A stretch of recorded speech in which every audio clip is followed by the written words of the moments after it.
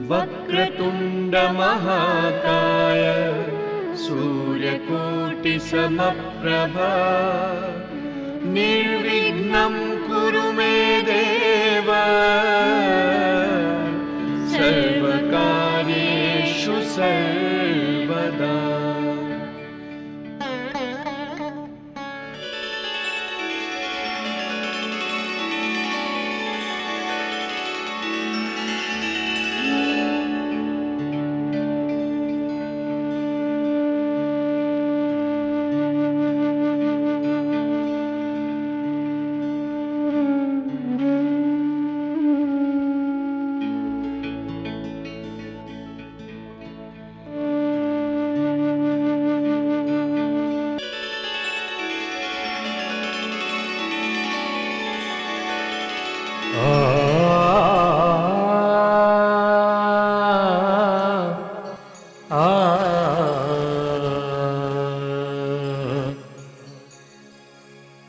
दादू नमो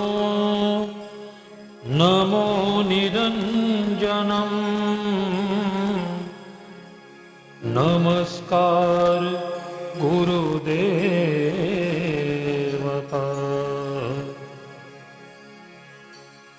वंदनम सर्वसाधवा प्रणामं पारंगतः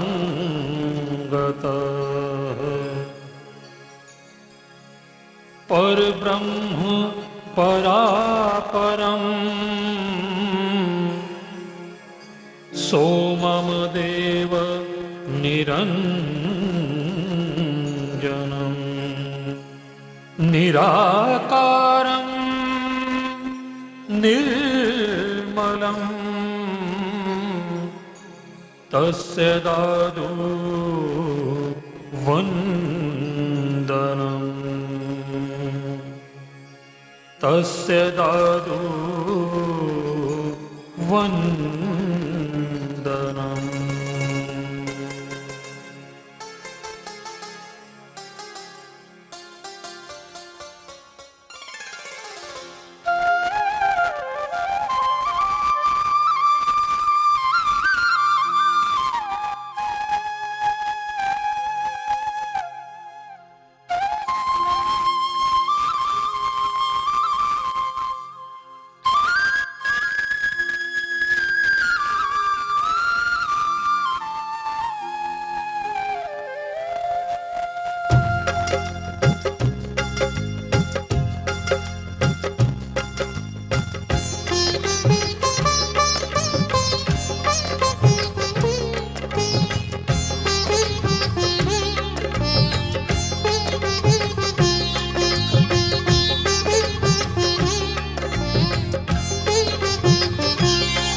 जियरा राम भजन कर लीजे, जियरा राम भजन कर लीजे, राम भजन राम भजन राम भजन कर लीजे, जियरा राम भजन कर लीजे।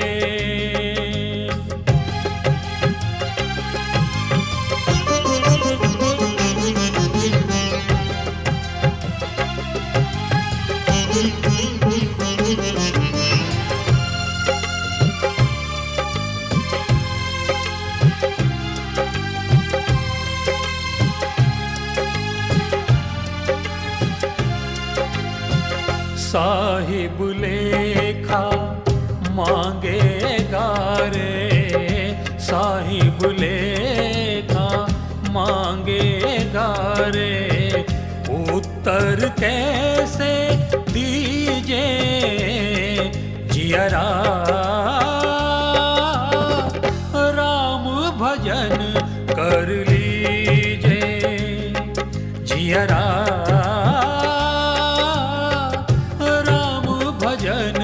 कर ली।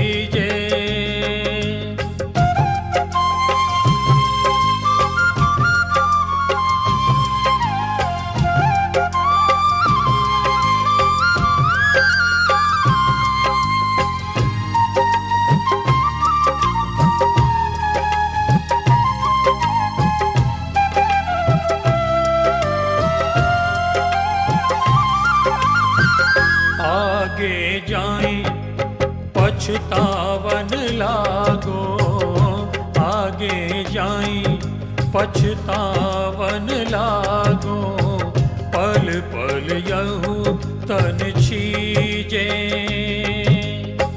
ताते जिए समझाए कहुए, ताते जिए समझाए कहुए, सुकृत अब तो कीजे जियरा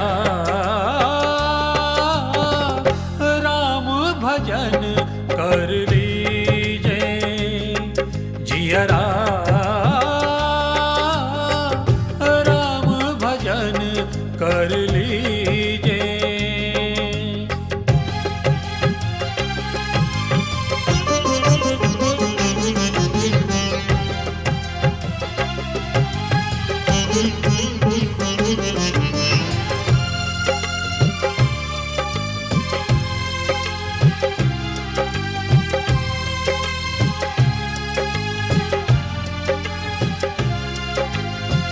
राम जपत जम काल न लागे, राम जपत जम काल न लागे, संग रहे जन जीजे। दादू दास भजन कर लीजे, दादू दास भजन कर लीजे, हरि की रास रमीजे, जियरा राम भजन कर लीजे, जियरा राम भजन कर लीजे। राम भजन राम भजन राम भजन कर लीजे, जियरा जियरा जियरा राम भजन कर लीजे, जियरा राम भजन कर लीजे।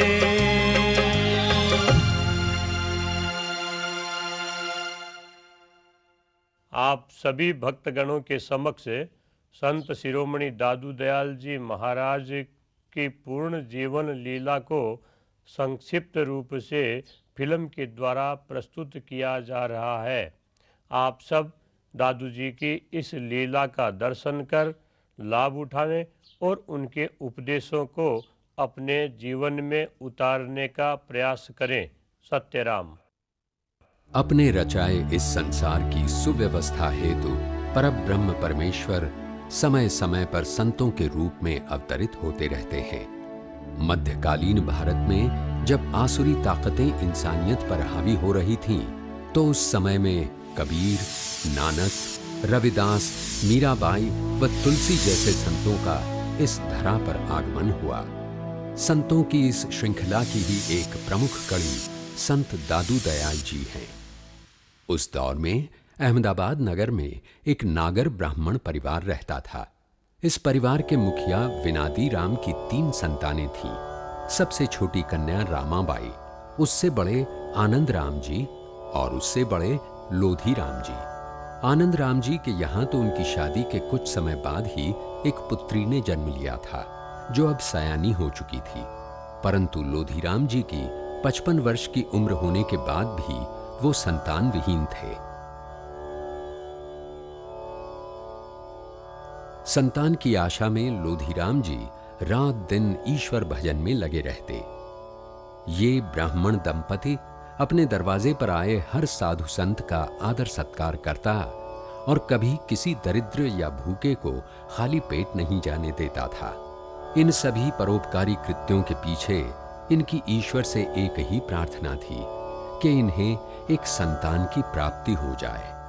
इस दंपति की अपने प्रति इतनी भक्ति देखकर परब्रह्म ने इनकी इच्छा पूरी करने का निश्चय किया और समुद्र के बीच एक टापू पर तपस्या कर रहे अपने अंश सनक जी को आकाशवाणी द्वारा संदेश दिया। हे मुनिजनों, आप लोगों ने हमेशा ही संसार के हित में कार्य किया है। इस समय भी सांसारिक प्राणियों की स्थिति बिगड़ी हुई है। सो आप में से सनत जी को कुछ समय के लिए लोक कल्याणार्थ भूलोक पर जाना होगा। क्योंकि सनक मुनि भी ईश्वर का ही अंश थे, लिहाजा प्रभु का संदेश पाते ही सनक मुनि जी अपने योग के बल पर एक संत का रूप धारण करके लोधीराम जी के समक्ष प्रकट हुए। ओं श्रीं ह्रीं क्लीं ग्लौं गंगणपतये वरवर सर्वजनंग में वस्मनाय स्वाहा।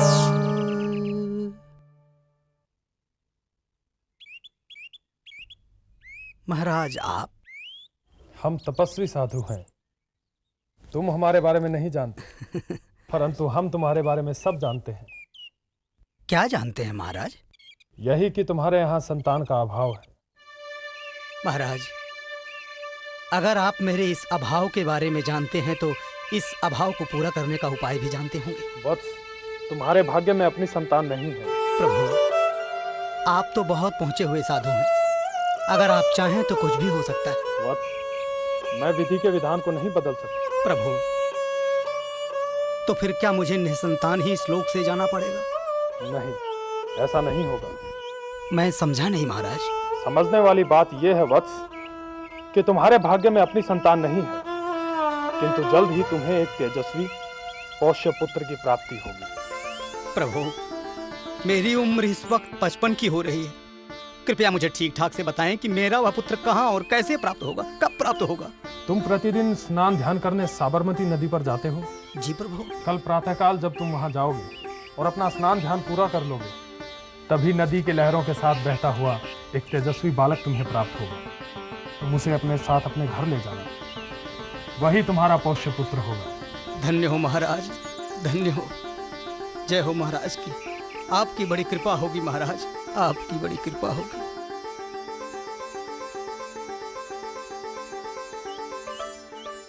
प्रभु, आपने मुझ गरीब पर जो दया की है उसका धन्यवाद देने के लिए मेरे पास शब्द नहीं है। प्रभु, धन्यवाद हमारा नहीं, उस परमपिता परमात्मा का करो जिसकी कृपा से ये सब हो रहा है। एक बात और लोधीराम।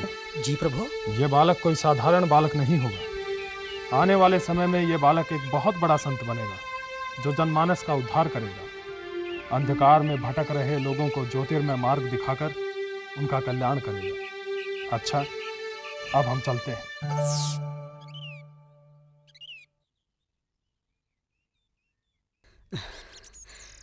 धन्य हो महाराज। अब तो बस प्रातः काल का इंतजार रहेगा।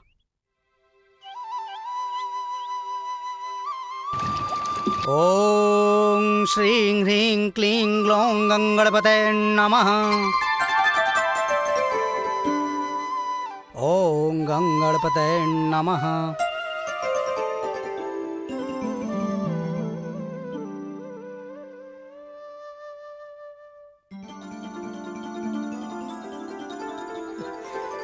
धन्य हो प्रभु, धन्य हो। आजा, आजा मेरे बच्चे, आजा, आजा मेरे बच्चे, आजा, आजा मेरे बच्चे। मेरे लाल। अरे भगवान, अरे भगवान, अरे भगवान, अरे सुनती हो? हाँ सुन रही हूँ। ये देखो। अरे ये बच्चा, ये आप किसका बच्चा ले आए? अरे किसका बच्चा नहीं, ये अपना बच्चा है, हमारा बच्चा। हमारा बच्चा? अपना बच्चा? तुम्हें याद है कल मैंने तुमको एक साधु जी के बारे में बताया था? हाँ, कुछ कह रहे थे। कुछ कह नहीं रहा था, बताया था ना कि उन्होंने भविष्यवाणी की थी। हाँ हाँ। अरे वो भविष्यवाणी सच निकली। मगर कैसे? मैं साबरमती नदी में स्नान कर रहा था, तभी ये बालक उन्होंने मेरी गोद में भेज दिया। सचमुच? ईश्वर ने हमारी सुन ली। आखिरकार हे प्रभु, तुम्हें हम अभागों पर दया आ ही गई है। आज मैं बहुत खुश हूँ और इस खुशी में मैं अपने पूरे घर में उत्सव मनाऊंगी। तुम उत्सव तो मना लेना, लेकिन मेरे मन में एक शंका उठ रही है। कैसी शंका? अरे इस बालक के जात पात के बारे में तो हमें कुछ पता है ही नहीं। हाँ। ये समाज वाले जब पूछेंगे तो हम बताएंगे क्या? क्या कहेंगे हम? तुम इसकी चिंता मत करो। ये बालक मेरा ही स्वरूप है। जिन सनक मुनि ने एक संत के रूप में तुम्हें पुत्र प्राप्ति का वर दिया था, मैंने उन्हें ही योग शक्ति से एक बालक का रूप देकर तुम्हारे पास भेजा है। तुम ठीक प्रकार से इस बच्चे का लालन पालन करो। इस बाल के दर्शन करके और इसकी लीलाएं देखकर कोई भी तुमसे कुछ नहीं पूछेगा। धन्य हो प्रभु, धन्य हो।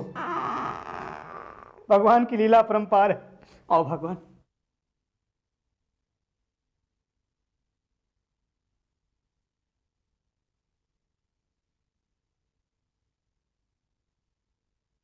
सुनो जी, कैसा अद्भुत और अपूर्व चमत्कार है।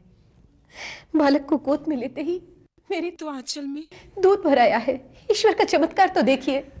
सब प्रभु की माया है भगवान, प्रभु की माया है। प्रभु ने हमारे जीवन में खुशियां भर दी है। हमें ये खुशी पूरे नगर के साथ बांटनी चाहिए। बांटेंगे, अच्छी तरह बांटेंगे। गाएंगे, नाचेंगे, भजन कीर्तन करेंगे। इसकी तैयारी तुम करना शुरू कर दो, ठीक है?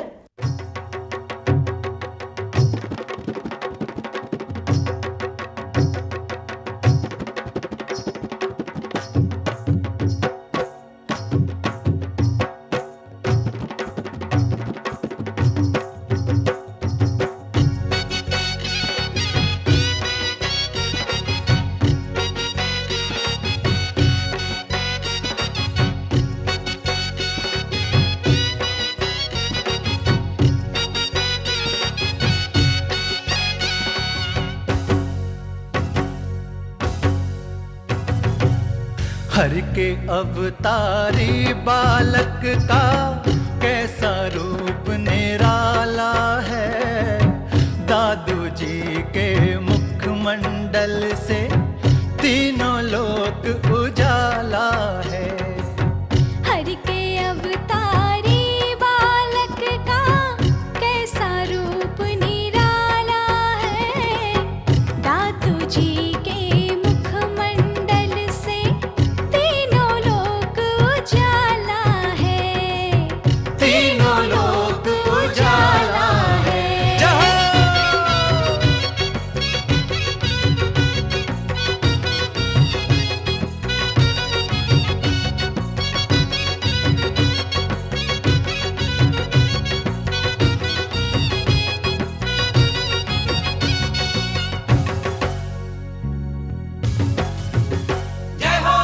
देन प्रभु ने ऐसी दी है जो अनुपम उपकारी है।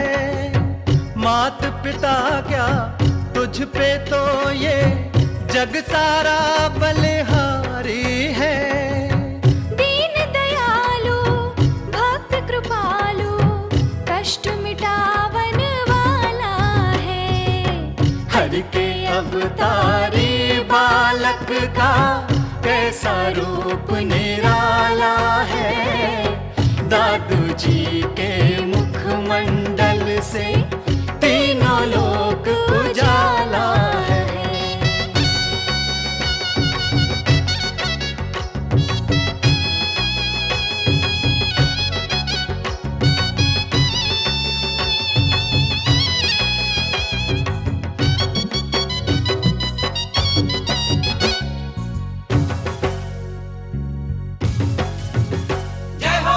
हे प्रभु तेरी कृपा से ये दिव्य बालक आया है।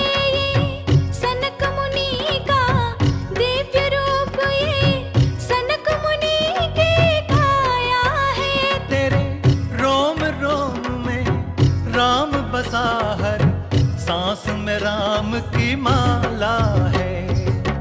हर के अवतारी बालक का कैसा रूप निराला है। दादू जी के मुखमंडल से तीनों लोक उजाला है।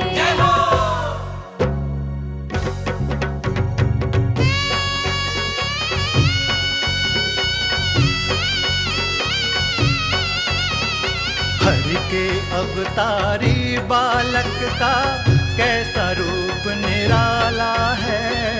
दादू जी के मुखमंडल से तीनों लोक उजाला है। हर के अवतारी बालक का कैसा रूप निराला है। दादू जी के मुखमंडल से तीनों लोक उजाला है। तीनों लोक उजाला है, तीनों लोक उजाला है, तीनों लोक उजाला है। चूड़ाकरण कीन गुरु जाई, विप्रन पुनि दक्षिणा बहु पाई। परम मनोहर चरित अपारा, करत फिरत चारु सुकुमारा। सुनो जी, एक बात कहूँ, बोलो। हमारा बच्चा पाठशाला जाने के लायक हो गया है। 5 साल का जो हो गया। मेरा ख्याल है इसे पंडित गोविंद राम जी के पास शिक्षा ग्रहण करने के लिए भेजना चाहिए। बिल्कुल ठीक कहा। मेरे मन में भी कुछ ऐसा ही विचार आ रहा था। और फिर पंडित गोविंद राम जी जैसा विद्वान, ज्ञानी, शील स्वभाव का व्यक्तित्व अपने क्षेत्र में और कहीं तो है नहीं। हाँ, और उनका विद्यालय भी तो हमारे पास में ही है। शुभ काम में देरी नहीं। आज ही पंडित जी को बुलाते हैं और इस विषय में चर्चा कर लेते हैं। मेरा लाडला अब पाठशाला जाएगा ना बेटा? मेरा बेटा। त्वमेव माता च पिता त्वमेव, त्वमेव माता च पिता त्वमेव, त्वमेव बंधु च सखा त्वमेव, त्वमेव बंधु च सखा त्वमेव, त्वमेव विद्या च द्रविणं त्वमेव, त्वमेव विद्या द्रविणं त्वमेव, त्वमेव सर्वं मम देव देव। त्वमेव सर्वं मम देव देव। अब आप लोग सब अपना पाठ दोहराएंगे। बेटा दादू इधर आओ, आसन ग्रहण करो। बोलो श्री राम, श्री राम, बोलो श्री राम, श्री राम, बोलो श्री राम। श्री राम। ये बालक कोई साधारण बालक नहीं है, ये कोई बहुत बड़ा संत है। 7 वर्ष की उम्र में बालक दादू दयाल जी को एक बार दर्शन देने के पश्चात 11 वर्ष की आयु में एक दिन जब दादू जी अपने साथियों के साथ कांकरिया तालाब के किनारे खेल रहे थे, तो उस समय परमपिता परमात्मा एक बार फिर इनके सामने एक वृद्ध संत के रूप में प्रकट हुए।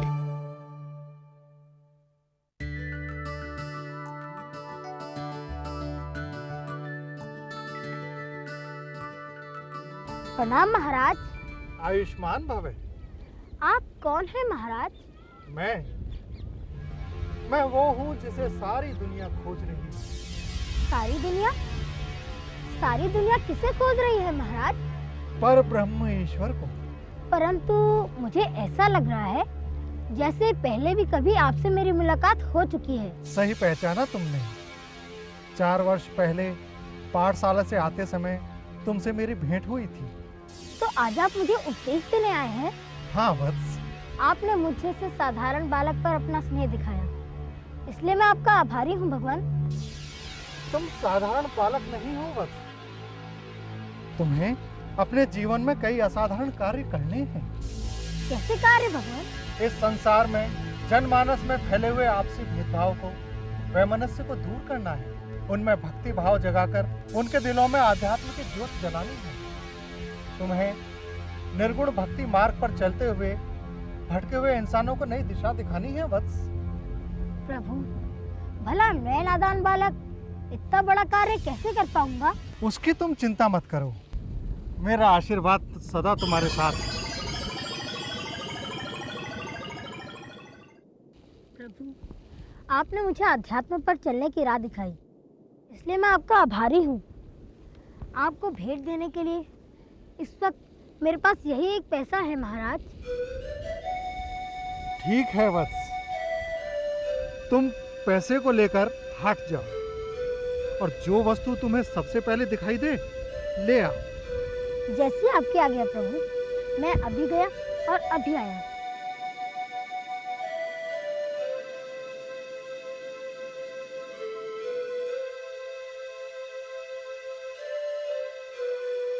लीजिए प्रभु, मुझे सबसे पहली दुकान पान की मिली, इसलिए मैं आपके लिए पान ले आया।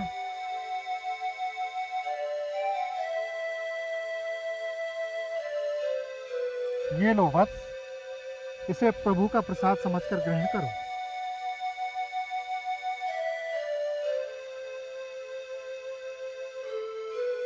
मैंने जो निर्गुण भक्ति का उपदेश दिया है उसे भूलना नहीं, अमल करना।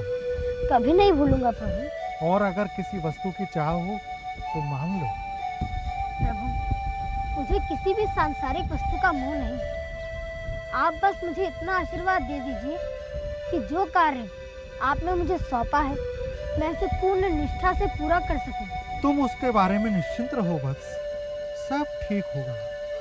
अच्छा, अब मैं जा रहा हूँ। समय आने पर फिर तुम्हें दर्शन दूंगा और तुम्हारे आगे के कर्तव्यों का बोध कराऊंगा। जैसी आपकी आज्ञा प्रभु।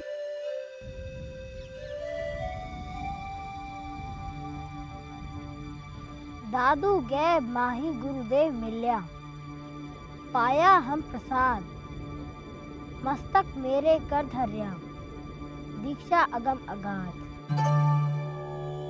दादू जी के मुख से निकली ये पहली साखी थी। इसके पश्चात दादू जी समय समय पर साखी कहते रहे। बाद में इन्हीं साखियों को क्रमबद्ध करके दादू वाणी बनाई गई। इस घटना के करीब 7 वर्ष पश्चात एक दिन, ये वाली रुइयाँ चाहिए, ये वाली तो बिल्कुल ख़राब है, ठीक है? तो आगे से जब लीजिएगा तो यही लीजिएगा। प्रणाम पिताजी, आपने मुझे बुलाया? हाँ बेटा दादू, तुमसे बहुत ज़रूरी बात करनी है मुझको। पिताजी, मुझे सत्संग में जाना है। आपको कोई विशेष कार्य हो तो बताइए। दादू बेटा, मैंने ये सुना कि तुमने बैलों की जोड़ी को किसी किसान को दान में दे दिया। पिताजी, उस गरीब किसान को हमसे ज़्यादा बैलों की आवश्यकता थी और फिर हमारे पास दूसरे बैल हैं ना। बेटा एक बात बताओ, इसी तरह से अगर तुम घर की संपत्ति दूसरों में बांटते रहे तो आखिर में हमारे पास बचेगा क्या? हम जब इस दुनिया में आए थे तो हमारे पास क्या था? आपको जो कुछ भी यहाँ मिला वो ईश्वर की ही तो देन है। मैं तो ईश्वर के द्वारा दी गई संपत्ति को उसी के अंशों में लौटा रहा हूँ। पिताजी, धन का सदुपयोग उसका संचय करने में नहीं बल्कि ईश्वर के निमित्त लगाने में उसका सदुपयोग है। वाह, सुना मुनीम जी, मेरा दादू कितना विद्वान हो गया है। बेटा इतनी छोटी सी बात आखिर मेरे समझ में आज तक आई क्यों नहीं? तुमने तो मेरी आंखें खोल दी बेटा। पिताजी,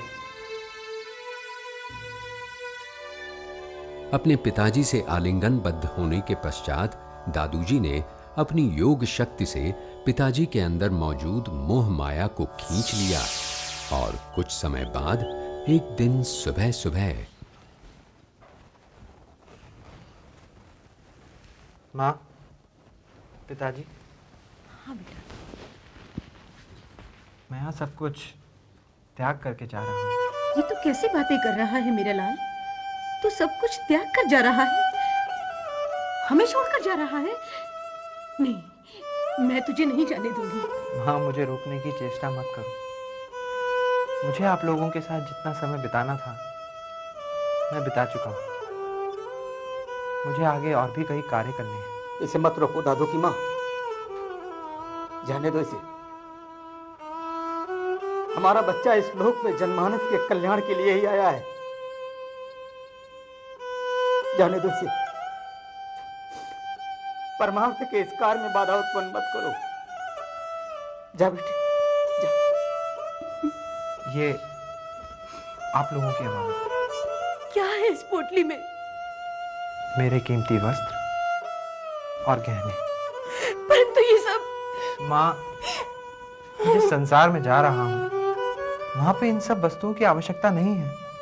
वहां तो बस तन ढकने को कपड़ा और मुट्ठी भर अन्न की आवश्यकता होती है, जो मुझे ईश्वर के नाम से भिक्षा में मिल जाएगा। तो क्या मेरा बेटा अब भीख मांगेगा? मेरा पुत्र संसार में सब लोगों के सामने हाथ फैलाएगा। पिताजी, माँ को समझाइए, ये विलाप करने का समय नहीं है। मुझे इस पथ पर हंसी खुशी विदा करने का समय है। मत रो, अरे रोने का वक्त नहीं है। ये तो कह रहा है मेरा दद्दू परमार्थ की राह पर जा रहा है, नेकी के रास्ते पर जा रहा है। खुशी खुशी विदा करो ना इसे। कैसे विदा कर दूं खुशी खुशी? कैसे जाने दूं इसे? मैं एक माँ हूँ। रो मत। एक माँ अपने कलेजे के टुकड़े को हमेशा हमेशा के लिए दूर होता जाते कैसे देख सकती है? कैसे देख सकती है? कैसे खुश हो सकती है? माँ, आप ही की तरह और भी माएँ हैं जिनके पुत्र अपना रास्ता भटक चुके हैं। मुझे उन पुत्रों को रास्ता दिखाना है, अतः मुझे जाना ही हो। ठीक ही तो कह रहा है अपना दादू। खुशी खुशी विदा करो। आजा मेरे बच्चे, आजा मेरा बच्चा, मेरा बच्चा। जा जा मेरे बच्चे। प्रणाम पिताजी। खुश रहो मेरे बच्चे। प्रणाम माँ। सत्य राम का नाम जगत में, सत्य राम का नाम, सत्य राम का नाम जगत में, सत्य राम का नाम। जो कण कण में व्याप रहा है, जो कण कण में व्याप रहा है, वो दादू का राम। सत्य राम का नाम जगत में, सत्य राम का नाम, सत्य राम का नाम जगत में, सत्य राम का नाम।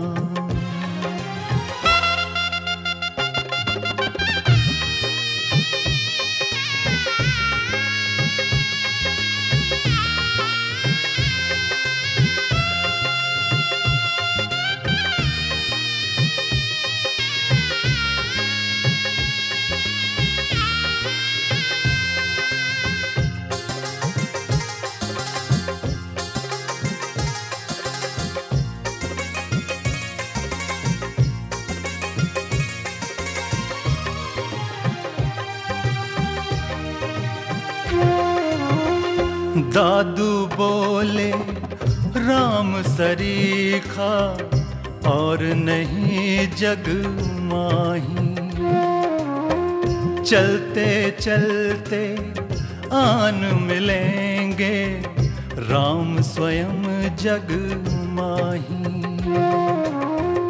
तीन काल में जो सत्य है, तीन काल में जो सत्य है, वो दादू का राम। सत्य राम का नाम जगत में, सत्य राम का नाम। इस प्रकार निर्गुण भक्ति के प्रचार हेतु दादूजी महाराज मालवा देश के पेटलाद नगर जा पहुंचे। अल्लाह, राम, समर्थ और साईं, ये सब परम पिता परमेश्वर के ही नाम हैं। प्रणाम महाराज। सत्यराम, कहो कैसे आना हुआ? हम आपसे ज्ञान प्राप्त करने आए हैं गुरुवर।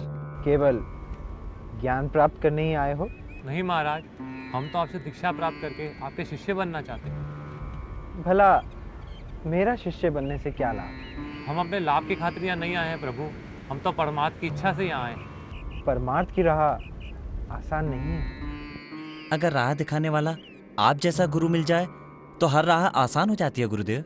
किंतु तुम्हारे माता पिता और घर बार सब कुछ त्याग कर ही आपकी शरण में आए हैं गुरुदेव।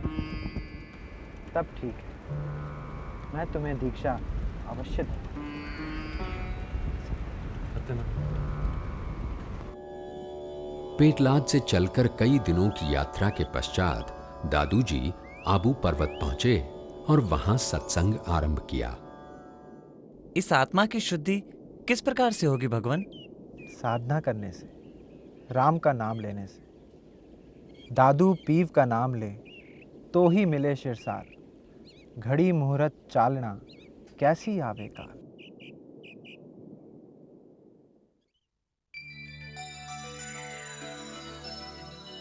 गुरुवर। ज्ञानदास, मैं तुम्हारे मन की बात भांप गया हूँ। वो देखो ऊपर आकाश में। महाराज, मुझे तो वहां कुछ भी नजर नहीं आ रहा है।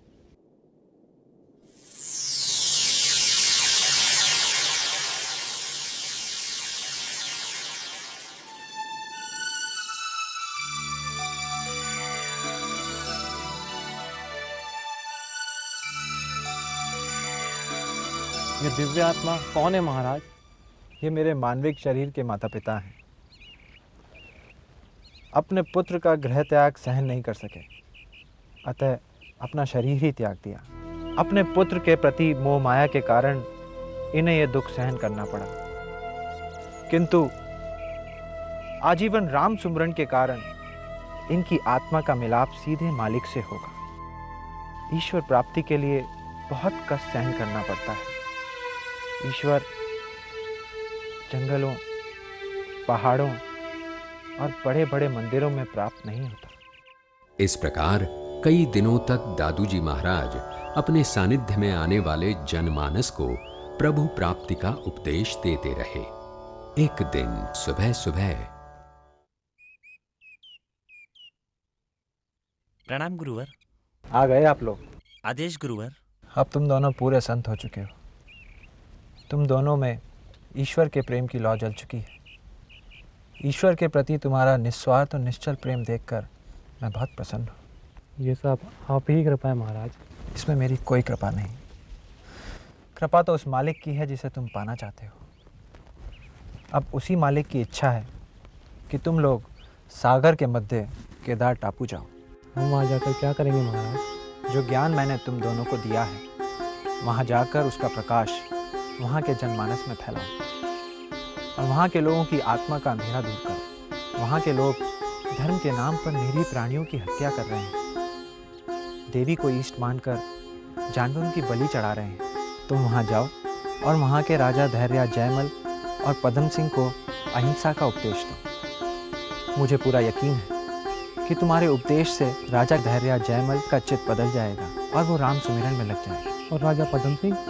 उसमें थोड़ा संदेह है। अगर तुम्हारे उपदेश से भी उसका चित्त ना बदला तो तुम मुझे याद कर लेना। मैं उसका पथ प्रदर्शन करूंगा। अब तुम लोग इसी समय यहाँ से कूच कर जाओ। और आप गुरुवर? मेरे लिए भी मालिक का आदेश आ चुका है। मैं राजस्थान की तरफ प्रस्थान कर रहा हूँ। जैसी आपकी आज्ञा गुरुवर। सत्यराम। सत्यराम।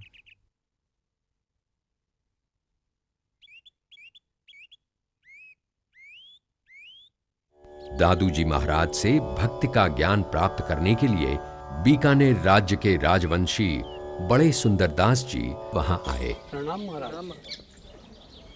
आओ भक्त। प्रभु, आप महाराजा अकबर के सेनापति भीम सिंह हैं। काबुल के युद्ध में आप घायल हो गए थे। युद्ध के सारे सैनिक यह सोचकर भाग गए कि आप मारे जा चुके हैं। और फिर प्रभु, मेरे एक सेवक ने मुझे बचाया। वह मुझे मूर्छित अवस्था में सेना के शिविर में न ले जाकर अपने घर ले गया और मैं ठीक हो गया। उधर मेरी मृत्यु की घोषणा कर दी गई और इस हादसे को हमारी पत्नी सहन न कर पाई और उनका स्वर्गवास हो गया। प्रभु, मैं सांसारिक मोह से वंचित रहना चाहता हूँ।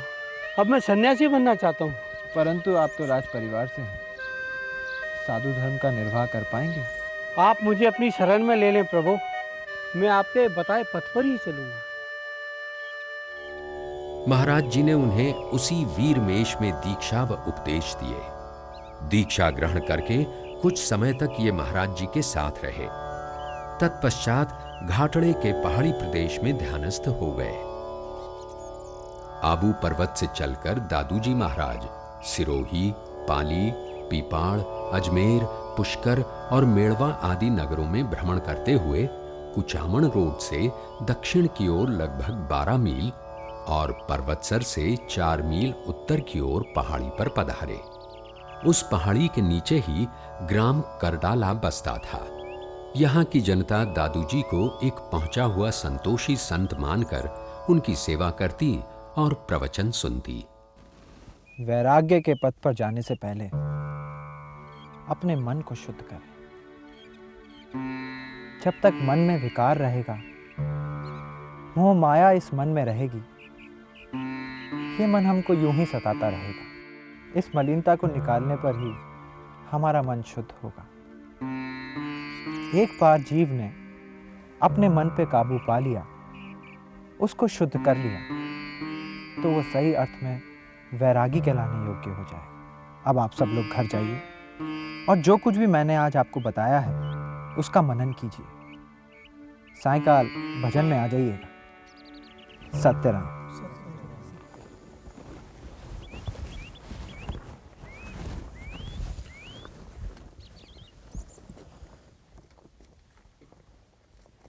क्या बात है वत्स, कुछ कहना चाहते हो? हम ये जानना चाहते हैं कि आज रात का विश्राम आप कहाँ करेंगे? ये स्थान मुझको भा गया है। अब दिन क्या और रात क्या, मैं यहीं पे रहना पसंद करूँगा। दिन की बात तो ठीक है प्रभु, परंतु रात में यह स्थान ठीक नहीं है। मैं जानता हूँ ये स्थान एक प्रेत का स्थान है। जी महाराज। तुम उसकी फिक्र ना करो, वो प्रेत मुझे किसी प्रकार की हानि नहीं पहुँचा सकता। तुम लोग बेफिक्र होकर जाओ, संध्या वंदन में आ जाना। सत्यराम।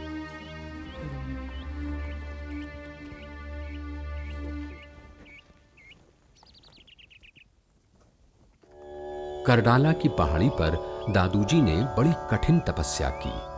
करीब 6 वर्ष तक दादूजी बगैर कुछ खाए पिए तपस्या में लीन रहे।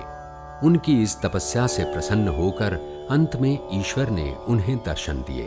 वत्स, मैं तुम्हारी भक्ति और तपस्या से बेहद प्रसन्न हूं। अब तुम अपना व्रत छोड़ो और दुग्धपान करो। तुम्हें आगे बहुत कार्य करने हैं। अंधकार में भटके हुए जनमानस को राह दिखानी है। अतः तब करना छोड़ो और अपना कार्य करने के लिए आगे बढ़ो। आपकी आज्ञा शिरोधय है प्रभु। परमपिता परमात्मा के आदेशानुसार दादूजी ने करडाला पहाड़ी से प्रस्थान किया और अपने अनुयायियों के साथ भ्रमण करते हुए मोरडा ग्राम पहुंचे।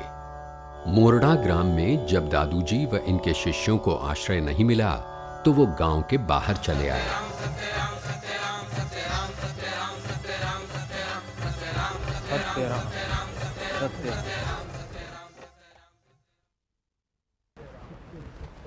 हम लोग कुछ समय के लिए यहीं पे विश्राम करेंगे। किंतु महाराज, यह वृक्ष तो सूखा हुआ है। यह ना तो हमारी धूप से रक्षा कर सकता है और ना ही हवा और पानी से। तुम निश्चिंत रहो वत्स, ये वृक्ष हमारी हर विपदा में रक्षा करेगा। आप कहते हैं तो अवश्य ही करेगा महाराज। प्रभु, इन संतों को आश्रय देने वाला यह वृक्ष सूखा हुआ है। आप इस वृक्ष को अपने कृपा रस से सींचकर हरा भरा कर दीजिए।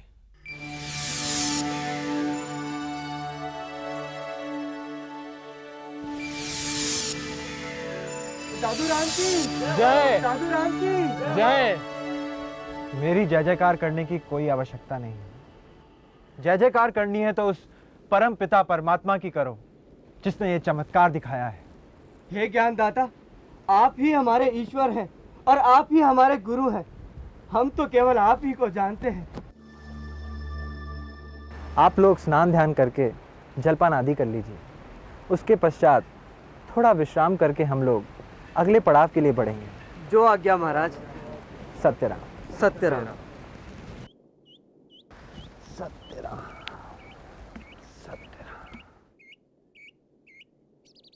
प्रणाम महाराज। हमसे बड़ी भूल हो गई महाराज, हम आपसे क्षमा मांगते हैं। इसमें आप लोगों की कोई भूल नहीं। ईश्वर ने आप लोगों को जितनी बुद्धि दी है, आप लोग उसका उतना ही तो इस्तेमाल करेंगे। हमें आप लोगों से कोई अप्रसन्नता नहीं। हम लोग अज्ञानी हैं प्रभु, हमें बुरे भले की पहचान नहीं है। कृपा करके आप सही दिशा दिखाएं। परंतु हमने तो यहाँ से जाने का मानस बना लिया है। भविष्य में इस ओर आना हुआ तो हम आपको उपदेश अवश्य देंगे। हे प्रभु, हमारे साथ ऐसा अन्याय मत कीजिए। हम अभागों पर थोड़ी सी कृपा करके कुछ समय के लिए यहाँ ठहर जाइए, ताकि हम भी आपके सत्संग से हमारे जीवन का उद्धार कर सकें। ठीक है, हम कुछ समय यहाँ पे रुकेंगे और सत्संग करेंगे। हम आपके आभारी हैं प्रभु। आभार मेरा नहीं, आभार उस परम पिता परमेश्वर का करो जिसने हमें यहाँ रुकने की प्रेरणा दी है। अब आप सब लोग जाइए और कल सुबह सत्संग हेतु आ जाइएगा। प्रणाम महाराज। दादूजी महाराज यहाँ से अजमेर, भीलवाड़ा, चित्तौड़ होकर करौली पधारे। वहां से टोड़ा, रायगढ़ होते हुए सांभर आए। यहाँ की विश्व प्रसिद्ध नमक झील में एक टेकड़ी पर 6 वर्ष तक साधना करते रहे। सांभर में दादूजी के आगमन की खबर जब नगर के ब्राह्मण विट्ठल व्यास को पड़ी तो वो दादूजी के दर्शन हेतु वहां आए। आओ भक्त प्रवर, आ जाओ। महाराज, आपने मुझे बुलाया? हाँ विट्ठल व्यास, आ जाओ। मेरी भी इच्छा तो बहुत है महाराज आपके पास आने की, किंतु आपके चारों तरफ तो पानी ही पानी भरा हुआ है। मैं आपके करीब आऊं भी तो कैसे महाराज? सत्यराम ऐसा महामंत्र है जो आत्माओं को भवसागर के पार पहुंचा देता है। फिर ये तो थोड़ा सा पानी ही है। सत्यराम का जाप करते हुए पानी में उतर जाओ, ये मंत्र तुम्हें डूबने नहीं देगा। जैसी आपकी आज्ञा महाराज।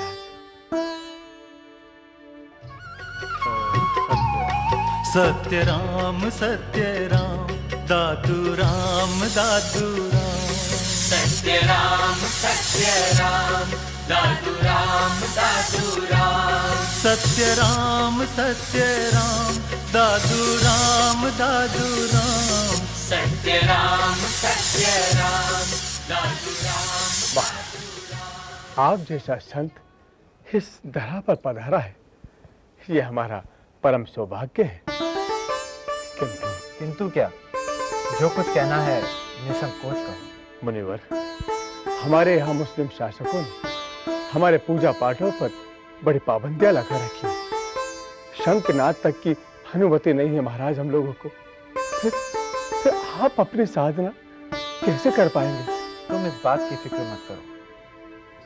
इस बात की फिक्र करने वाला तो ईश्वर बैठा है, वो सबका भला करेगा। रही बात इन लोगों की, तो इन लोगों की आंखों पर अज्ञानता का पर्दा पड़ा हुआ है। उसी अज्ञानता के पर्दे को हटाने के लिए ईश्वर ने हमें यहाँ भेजा है। प्रभु, इस खुले वातावरण में आपको और आपके शिष्यों को बड़ी कठिनाइयां हैं, और फिर यहाँ पर खान पान का उचित प्रबंध भी नहीं है। इसलिए प्रभु आपसे विनती है कि आप हमारे साथ हमारे मंदिर में चलकर रहें, ताकि हमें आप जैसे संत की सेवा का पुण्य प्राप्त हो सके। हम तो ईश्वर की आज्ञा पर चलने वाले जीव हैं। उसी के आदेश पर हम यहाँ तक आए थे। भविष्य में भी वहीं जाएंगे जहाँ पर उसका आदेश होगा। महाराज, ईश्वर तो सबका भला चाहते हैं।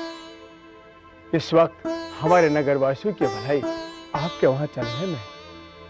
सांभर की जनता आपके दर्शन करके और आपका सत्संग सुनकर पूर्ण लाभ उठा पाएगी महाराज। वत्स, तुम इसी समय विट्ठल व्यास के संग जाओ और यहाँ के लोगों को उपदेश देकर सही रास्ता दिखाओ और उन्हें निर्गुण भक्ति के मार्ग पर लाओ।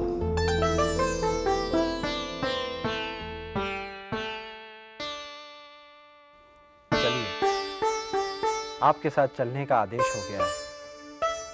हम आपके साथ अभी प्रस्थान करेंगे। जो आज्ञा। धर्म मानव मात्र के कल्याण के लिए है।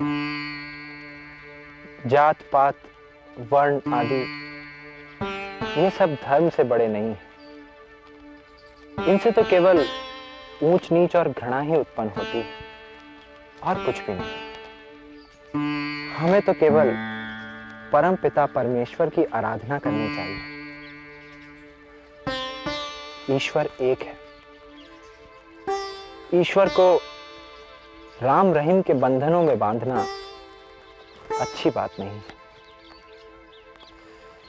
हमें ये सब बातें भूलकर परम पिता परमेश्वर का नाम लेना चाहिए। सत्यराम। सत्यराम।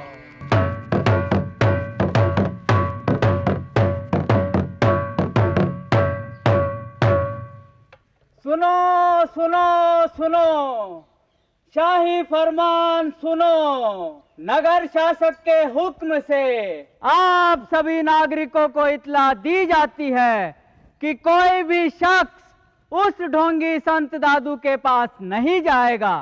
अगर किसी ने भी नगर शासक के इस हुक्म को नहीं माना और दादू के दीदार के लिए गया तो उस शख्स को बतौर जुर्माना 500 मुद्रा अदा करनी होगी। ये नगर शासक हम पे बड़ी जाति कर रहा है। संभव दादू जी से जलता है, इसलिए ऐसे कानून बना रहा है। ये चाहे जितने भी सख्त कानून बना ले, हमें दादू से मिलने नहीं रोक सकता। चलो भाइयों, मिलने चलते हैं। चलो।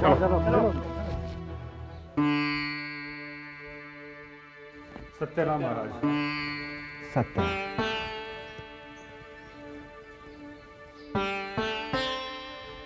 मैंने सुना है इस नगर के शासक ने मुझसे मिलने पर जुर्माना लगाने का हुक्म दिया है। जी महाराज। तो इसका मतलब ये है तुम लोग सरकारी हुक्म की अवहेलना कर मुझसे मिलने आए हो। आपके दर्शनों के आगे सरकारी हुक्म कोई अहमियत नहीं रखता महाराज। चाहे जो भी हो, अब जब तुम यहाँ से बाहर जाओगे तो सरकारी सिपाही तुम्हें गिरफ्तार कर लेंगे और तुम्हें व्यर्थ में ही 500 मुद्राओं का जुर्माना भरना पड़ेगा। हमें इस बात की चिंता नहीं महाराज।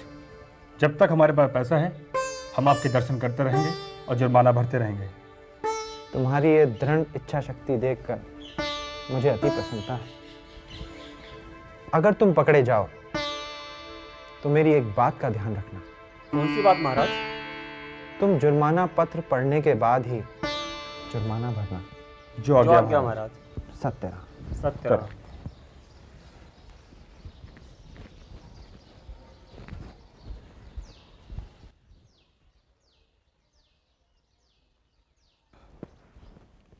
अंदर क्या करने गए थे? दादू जी महाराज के दर्शन करने। तुम्हें मालूम है उस साधु के दर्शन करना सरकार की नजरों में गुनाह है, गुनाह।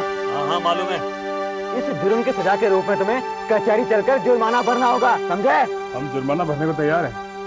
इन दोनों को कचहरी ले चलते हैं। चलो चलो कचहरी।